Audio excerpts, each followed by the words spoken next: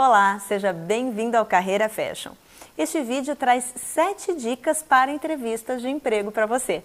Eu sou Ângela Valieira, counselor e coach de carreira. Eu sou Ayrton Bacher, diretor do Carreira Fashion e também sou headhunter. E o tema desse vídeo é dicas para entrevista. Nós separamos 7 dicas para você. É muito comum, né, Ayrton, as pessoas nos procurarem falando assim, puxa, eu tenho uma entrevista de emprego, o que eu faço agora? Né? Aquele nervoso, fica apavorado, não dorme, ou tem outros que não estão nem aí, não se preparam, não se importam muito. Primeiro né? vem a felicidade de ter sido escolhido, sido chamado para uma entrevista, mas depois vem o pavor. É, bem isso. A primeira dica que a gente tem para dar é, só confirme a sua presença se você for comparecer à entrevista que você está sendo convidado. Exatamente. Complica muito a vida do recrutador quando ele marca e o candidato não aparece. É uma falta de respeito, né, na verdade. É muito comum, né? É mais comum do que muita gente imagina. Tem muita gente que quando recebe aquela ligação do recrutador, convidando, agendando para uma entrevista, ele confirma e a pessoa não aparece. A gente não sabe se é porque ela tem receio de repente dizer que não está interessada, ou ela confirma sem saber que vaga que é, e aí depois vai olhar de novo, pensar, não quer ir, ou se teve algum problema.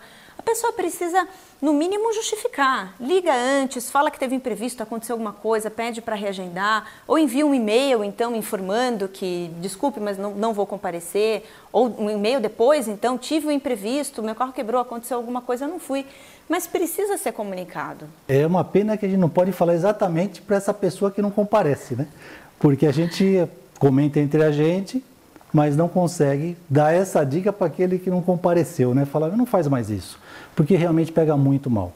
Eu costumo dizer que o mundo da moda não existe, é uma vila da moda, todo mundo se conhece e a gente acaba, os recrutadores acabam conhecendo essas pessoas, né? Ao longo do tempo a gente acaba conhecendo todo mundo, todos do mercado, né?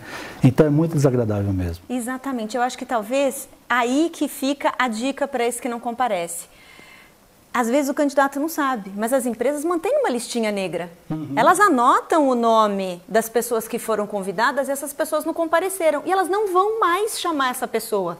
Às vezes a pessoa é chamada para uma entrevista, ela não vai, e aí não dá um mês, ela está mandando o currículo de novo para aquela empresa. Você não vai ser chamado, você já foi desrespeitoso com a empresa uma vez, ela não vai te dar uma segunda chance. Então, existe sim uma lista negra das pessoas que falam que vão aparecer e não aparecem. Sim, verdade. Uma segunda dica importante que nós temos é, antes de ir para a entrevista, conheça a empresa e saiba exatamente qual é a vaga. Você não acha que isso tem a ver com a primeira dica? É verdade. Porque a pessoa vê a vaga, ela não entendeu direito o que é a vaga, não sabe qual é a empresa e ela manda o currículo. Aí ela acaba, né, por algum motivo, né, dentro da experiência que ela tem na carreira, ela é chamada. Aí ela não vai, porque não era a empresa que ela queria, nem a vaga que ela desejava. Então, ou seja, ela não conhecia a empresa e nem sabia qual era a vaga, por isso que ela também não compareceu. Faz sentido. Você sabe que eu já cheguei a entrevistar pessoas que chegaram, né? Aí você vai lá, põe a pessoa, chama ela para sua sala, ela senta, e aí você fala, oi fulano, tudo bem? Me conta, por que você se interessou por essa vaga? E aí eu já cheguei a ouvir coisas assim, então, na verdade, assim, vocês me ligaram, mas eu não me lembro bem qual que é a vaga, porque eu mandei, assim, um monte de currículo, né? Toda vaga que eu vi, eu mandava currículo. Então, eu não sei que vaga que é essa, você pode me falar? Gente, como assim? Você está tirando o tempo do recrutador que está ali na sua frente.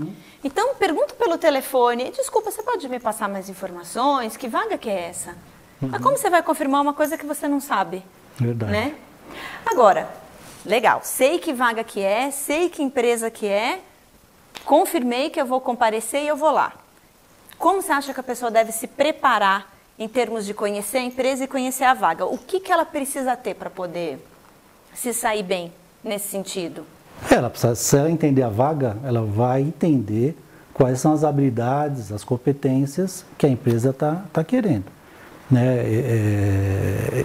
Eu costumo dar um exercício para as pessoas que me procuram para saber o que elas têm que falar na entrevista, ou como elas têm que procurar emprego, né? Como encontrar o emprego adequado para ela.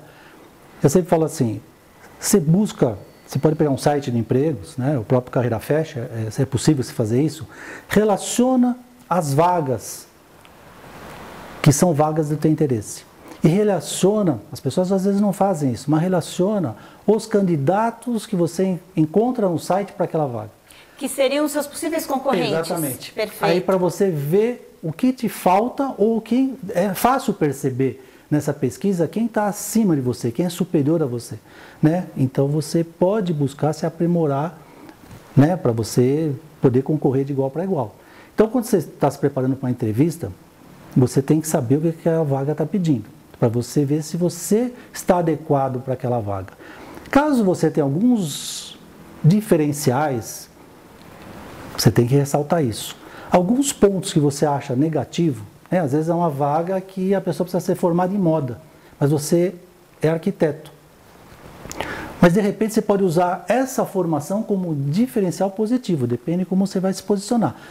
Mas você vai poder se posicionar se realmente você entender para que é aquela vaga. Uma estratégia básica de marketing, né? Você entender o que quem é aquele público-alvo, no caso o recrutador, o que ele quer, o que ele está procurando, para você poder, vamos dizer assim, vender o seu peixe de uma maneira que realmente atraia esse público, que atraia esse recrutador. Eu acho que a pessoa que entende o que é público-alvo, se ela considerar que o chefe dela é um público-alvo, ou considerar que a empresa é um público-alvo, né, de vários formatos, né, de relação, entender que o outro é um público-alvo, é muito mais fácil você atender, né, esse Você sabe público. o que ele quer, sabe o que ele procura, então você vai saber dizer o que você pode oferecer que vai atender aquelas necessidades, não é isso? Verdade. E é importante entender a empresa também. Por exemplo, você vai para uma entrevista para uma vaga de visual merchandising. E aí, você é na empresa X. Você precisa dar uma olhada em como está o visual merchandising dessa empresa X, né? Você precisa ir até algumas lojas, ver como é esse VM e tal, porque é muito possível que no momento da entrevista o recrutador te pergunte: você conhece as nossas lojas? O que você acha do VM que nós fazemos hoje? O que você acha que você pode contribuir, que você pode fazer de diferente? E aí você virar e falar: eu não conheço o trabalho de vocês. Fica muito chato, né? Você está perdendo uma grande oportunidade. É verdade. Você tem que observar algumas coisas, no caso aí do visual merchandising, e levar isso para a entrevista. E mostrar durante a entrevista que você percebeu o que pode ser melhorado. E que você tem competência para contribuir com aquela empresa. Mas tem uma dica: não fale tudo. Que às vezes eles contratam outra pessoa e usa todo aquele teu conhecimento, toda aquela consultoria que você está dando de graça. Eu já vi isso acontecer. Não foi na área de moda, mas foi na área de educação. A pessoa levar toda uma ideia de como os cursos poderiam ser melhorados e contratarem um outro coordenador e usarem todo aquele estudo que a pessoa fez. Ela tem que mostrar um saber, mostrar que ela tem esse poder analítico, né, de análise, de saber o que pode ser melhorado e mostrar que ela tem competência para contribuir. Mas não precisa também falar tudo que precisa ser feito na loja, mesmo porque às vezes o empresário também não gosta de ficar ouvindo um monte de defeito do negócio dele. Né? Eu acho que ele gosta de saber que pode contribuir, mas também ficar só falando mal, não, acho que também isso não é tão gostoso ficar ouvindo. Então, acho que a gente pode resumir essa dica como: conheça a empresa, conheça a vaga, para que você possa se fazer necessário lá. Conhecendo a vaga, conheça o que está sendo pedido nessa vaga, as habilidades, né? Conhecer as atitudes, né? Conhecer o conhecimento, enfim, a competência, né, para ver se você está adequado e você vai se vender para isso, para essa vaga. Eu acho que, para a gente concluir, eu acredito que não existe candidato ruim, existe candidato para a vaga errada. Né? Então, eu acho que isso é muito importante. Então, tem muita gente que fala assim: não fui contratado para aquela vaga, fui para outra empresa também não me aceitaram. Não, a hora que tiver a vaga certa para aquele perfil, pode ficar tranquilo. Né? Agora, não é uma questão pessoal, né? É a tampa da panela, como se fala no dito popular. É uma coisa bem mais objetiva, não é subjetiva, é uma coisa objetiva. Né? Serve para isso. Todo mundo, quando busca um emprego, quando a empresa divulga uma vaga, ela tem um problema. Então, ela quer saber quem melhor resolve o problema dela. Então, você vai lá mostrar que você é a solução para aquela empresa. E é em função disso que surge a terceira dica: conheça você mesmo. Você só vai poder se vender, você só vai poder dizer que você é a pessoa ideal para aquela vaga se você souber quais são as suas competências.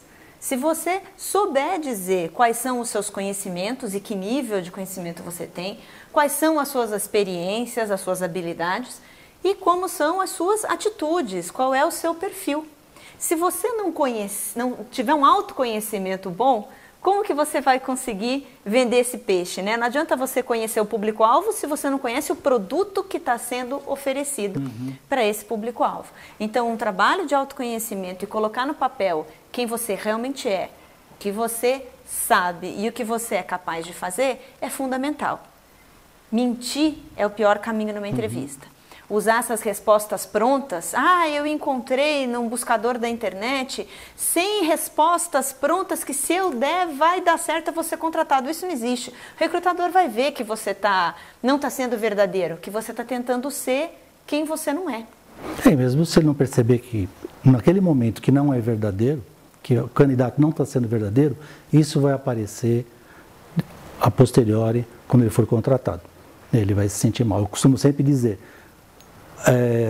empresa e funcionário é uma relação amorosa. Né? Esse momento de entrevista, de seleção, é o momento do imaginário. Né? A gente tenta eliminar o máximo possível para deixar de ser mais real e menos imaginário, mas é um momento de se sentir apaixonado. Né? O candidato pela empresa, a empresa por aquele candidato. Se aquilo é uma mentira, aquilo mais cedo ou mais tarde, né, é uma desilusão. Né? Ou por um lado ou para o outro, que a empresa também não pode mentir. Né? E aí ainda corre o risco de você mentir, conseguir a vaga, descobrirem rapidamente e você não passar os 3 meses de experiência. E aí você vai ter na sua carteira que você não conseguiu passar nem os 3 meses de experiência. E isso é muito complicado depois para você justificar num próximo processo seletivo que você vai passar em outra empresa, né? Na verdade é fundamental. Exatamente. Para isso, nós temos a 4ª dica, que é construa um bom diálogo. Quando você está conversando com o recrutador, não é um inquérito policial, você não precisa ficar com receio, não precisa ficar com medo, também não deve demonstrar soberba ou né, que está se achando e tudo mais. Você tem que tratar o outro profissional com elegância, com respeito, com educação e construir um bom diálogo, né? Não pode esquecer uma coisa, né? O recrutador, ele não é um amigo. Né? Então, assim, eu acho que quando tem muito... O recrutador está preparado para deixar o candidato se sentir à vontade. E tem muitos candidatos que caem nessa armadilha, achar que ele é um amigão dele. Né? Então, perde um pouco esse formato de uma entrevista de contratação para um bate-papo amigável. E ele vai embora, às vezes, até contando para os outros, nossa, eu fui muito bem naquela entrevista. Nossa, me saí muito bem. Depois ele não é chamado, não é contratado, não passou, enfim, não passou na seleção. Mas por quê? Porque ele achou que era um papo de amigo e não é um papo de amigo. Né? Ele tem que ser profissional, tem que ser claro, simpático, né? Deixar a coisa fluir de uma forma bacana, né? Sem exagerar e nem achar que é um bate-papo de bar tomando chopp. Né? Exato, porque nesse bate-papo muito amigo é quando a gente pode cair nos piores erros que podem acontecer, que é começar a falar gíria, falar de uma maneira muito informal, de repente até sai um palavrão no meio, pô, lá era ruim pra pi, né? Alguma coisa assim, falar mal das outras empresas onde você trabalhou. Você acha que alguém vai, né? Ninguém vai contratar alguém que sabe que fica falando mal das outras empresas. Né? Cada um tem que conseguir resolver essas suas situações. Então, ser informal demais, falar bobagem, falar gíria, falar mal da empresa anterior, que é uma coisa muito comum, falar mal do chefe anterior, reclamar, porque aí ele começa a se mostrar uma pessoa muito negativa, não uma pessoa positiva. Então, assim, eu não consegui fazer nada naquela empresa porque ninguém deixava. Bom, então talvez você também não consiga fazer nada aqui nessa, né? Porque se você não conseguiu abrir espaço lá, e o recrutador, dependendo do momento de quem está na entrevista, naquela entrevista especificamente, ele pode vir a ser um colega de trabalho seu, ele pode vir a ser o seu chefe direto, ele pode vir a ser a pessoa com quem você vai conviver todos os dias.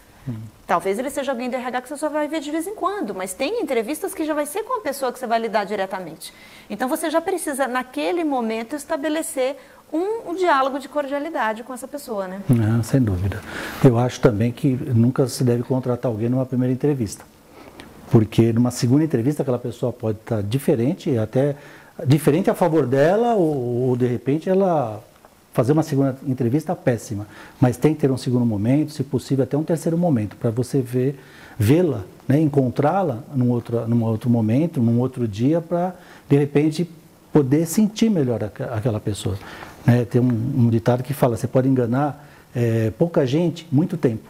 Né? Você pode enganar muita gente, pouco tempo, mas você não consegue enganar todo o tempo. Né? Então isso eu acho que é muito importante, né? Você poder ter vários encontros para poder sentir melhor a pessoa. A nossa quinta dica é: peça informações. Às vezes a pessoa vai para uma entrevista e fica com receio de perguntar alguma coisa, né? E daí ela sai de lá com um monte de dúvidas e fica com medo, mas não tem nenhum problema fazer perguntas para o recrutador, né? Não, eu acho que tem que fazer. Tem que sair de lá seguro se é aquilo mesmo que ela quer propor para ela, né? Porque o recrutador também está perdendo o tempo dele, ele está investindo o tempo dele para essa seleção. A pessoa pode fazer que está concordando com tudo, mas às vezes não está nem entendendo do que o recrutador está falando, quais são os anseios daquela empresa. Ele vai embora e fica em dúvida, depois descobre que tem que trabalhar de sábado, ou descobre que existe a possibilidade de mudar de estado. Né? Então ele tem que fazer todas as perguntas necessárias. A questão é só perguntar de uma maneira educada, né? Perguntar com gentileza, perguntar com educação e cuidar um pouco com as perguntas. Porque né, tem recrutador que fala, puxa, a pessoa só começa a perguntar dos meus direitos e não pergunta quais serão os meus deveres. Né? Então só começa a perguntar, mas quanto tempo de almoço tem? Mas e como é o benefício? Como é isso? Como é aquilo? E o recrutador olha e fala, puxa, mas ele só está perguntando o que ele vai ganhar? Ele não perguntou o que ele tem que dar, como que vai ser o trabalho dele, nada disso? Estou achando que esse cara está pensando que ele quer um cabide, né? Ele quer um salário, mas ele não quer fazer nada. Então, tenha cuidado como as suas perguntas vão ser interpretadas, né? Não perguntar só sobre direitos, mas também perguntar sobre o trabalho que você vai desenvolver. Tomar cuidado para não cair naquela história de que a pessoa está procurando um emprego e não trabalho. Né? Porque dependendo das perguntas que ela faz, fica nítido que aquela pessoa só quer arrumar um emprego para contar em casa que agora está empregado. Aí acorda assim e fala, putz, amanhã eu tenho que trabalhar. Né? Então eu acho que, de acordo com as perguntas que ela faz, às vezes fica um pouco evidente, né, que aquela pessoa não está muito afim de trabalhar, ela quer um emprego. Mas eu acho que ela tem que perguntar sim, perguntar para saber onde que ela está entrando, né, para não pisar na bola depois a curto prazo, né, nem a longo prazo, mas para em 30 dias já achar que não era aquilo que ela queria. Né? A sexta dica é: tenha os pés no chão. A gente precisa realmente parar para pensar, eu estou apto para esse trabalho? É realmente isso que eu quero? Né? Porque às vezes a pessoa está tão ávida por um emprego que ela mente que sabe fazer tudo, mas aí não é nem a questão de mentir. Não é que ela está mentindo por maldade para o recrutador, aquilo que a gente falou antes de só diga a verdade, mas ela está mentindo para ela mesma. Né, tá imaginando que ela dá conta daquilo, imaginando que ela sabe fazer aquilo e ela não sabe. Às vezes a gente vê muito isso, às vezes com pessoas que falam, eu quero trabalhar com mídias sociais, porque eu estou sempre no Facebook, eu estou sempre no Instagram. Ok, mas você está sempre como usuário ou você sabe trabalhar com isso profissionalmente? Né? Você domina a técnica, eu quero trabalhar com moda porque eu gosto de me vestir. Mas trabalhar com moda não é gostar de se vestir, é um conjunto de outras coisas, né? Então, manter os pés no chão, saber se você realmente dá conta daquilo, se você está apto para aquilo. Se você não tiver, de repente, o que você pode estudar, ir atrás para conseguir? Eu já vi uma coisa interessante, que é a pessoa que não tem condições de chegar naquele local de trabalho. Mas ela fala, não, eu estou acostumado, eu pego 2 ônibus, pego um trem, depois pego mais um ônibus, para mim é tranquilo, eu estou acostumado com isso. Né? Aí a gente sabe que isso é impossível, ninguém consegue colocar isso na rotina. Fazer isso aí, eventualmente, tudo bem, mas você não pode se comprometer que você vai fazer isso todos os dias, meses e anos. Né? Então, às vezes é a vontade de conseguir um emprego, né, que a pessoa faz isso. Outra coisa também comum acontecer é sentir que aquela vaga está acima da competência dela, das competências, né, que ela poderia estar atuando. Mas ela aceita. Mas aí começa a se sentir mal porque ela sabe que ela não está dando conta daquilo, né? Então ela tem que estar com os pés no chão, ela tem que saber exatamente o que ela pode oferecer, se está de acordo com aquilo, né? O que ela pode oferecer está de acordo com a expectativa da empresa. E a 7ª e última dica é: saiba negociar. Negociar não é só negociar valores, negociar dinheiro. Negociação é uma coisa que a gente faz todo dia com todo mundo, né? Até com o marido, com o namorado, com o pai, com a mãe, a gente precisa negociar as coisas do dia a dia. E na entrevista mais do que nunca, né? Uhum. Mas a gente tem que saber quanto vale o trabalho da gente também. Porque às vezes a gente tem uns que supervalorizam, né? E outros não se valorizam. Eu acho que isso também é extremamente importante quando se falar de salário. Mas tem uma coisa que acho que é extremamente importante, que é a empatia, né? A empatia é essa capacidade de se colocar no lugar do outro, se colocar no lugar da empresa, né? Como a gente disse, né, em alguns dos momentos aqui, que estamos sendo contratados para resolver um problema.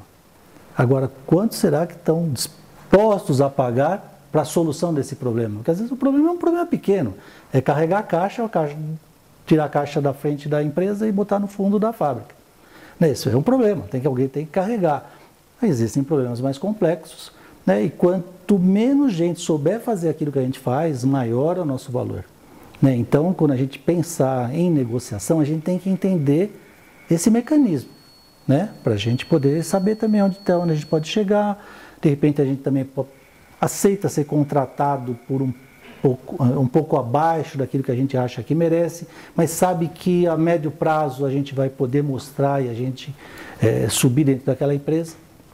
Acho que tudo isso aí tem que ser considerado para a negociação, né? Mas nessa negociação não entra só salário, essa negociação é assim, se eu já sei que eu vou fazer uma viagem para o exterior, vou fazer um intercâmbio, eu tenho que ser transparente, né? Eu tenho que me abrir e falar, ó, gostei da vaga, eu acho que tenho tudo para atuar nessa vaga, eu acho que eu posso agregar valor para a sua empresa, mas em maio do ano que vem eu vou ficar 15 dias nos Estados Unidos aperfeiçoando o meu inglês.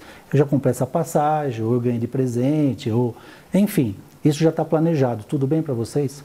Uma empresa séria, ela primeiro vai achar bacana, né? Se o motivo for um motivo desse tipo, que é um aprimoramento profissional. E ela vai, com certeza, se tiver interesse naquele candidato, ela vai aceitar isso tranquilamente.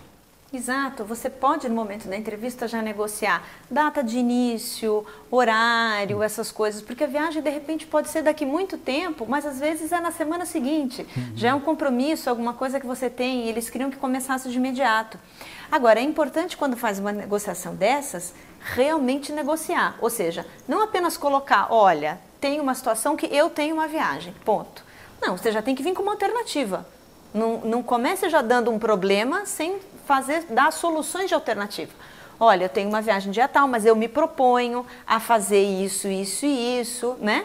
Dê alternativas. Isso é negociar. Não é só apresentar um problema, mas é apresentar uma questão com possibilidades de solução. Sim, eu acho que também tem uma coisa que às vezes o candidato pensa que é um problema, e é uma coisa que pega super bem. Quando ele fala, eu não posso começar de imediato, porque eu não posso deixar a empresa que eu estou na mão. Exatamente. Então eu preciso no mínimo 20 dias ou 30 dias, mas eu vou negociar porque eu quero sair bem. Então isso, às vezes ele pensa que isso pode prejudicá-lo, mas na verdade não. É o contrário, isso fica né? com uma imagem super positiva, porque aquela empresa está pensando, eu estou te contratando e eu sei que você não vai fazer isso comigo, me deixar na mão, né? Você tem responsabilidade, você tem ética e tal. Exato, estou contratando alguém que está sendo ético lá e eu tenho certeza que então vai ser ético aqui também, porque esse é um valor dessa pessoa, verdade, não é isso? Exatamente. Muito bom. Esse foi o nosso vídeo de 7 dicas para entrevista. Nós nos vemos nos próximos vídeos do Carreira Fashion. Até lá!